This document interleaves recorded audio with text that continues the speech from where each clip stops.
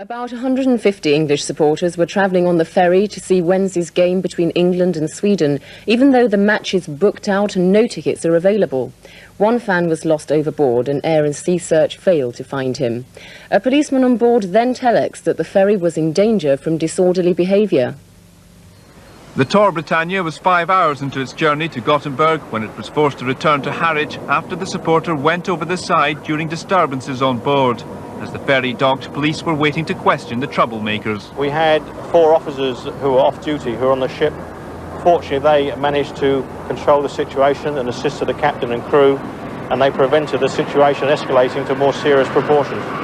In a telex to the mainland, one of the officers said the missing man was believed to be under the influence of drugs and had jumped overboard when another man operated a fire extinguisher.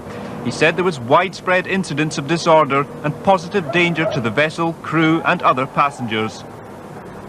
20 of the 150 fans on board, some shielding their faces, were led away for questioning.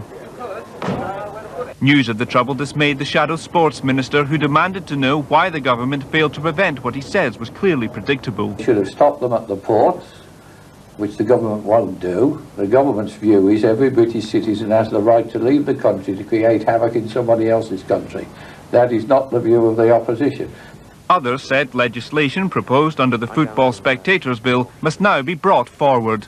People could be prevented by one means or another, mainly by the removal of their passports, if necessary, from travelling abroad to soccer matches.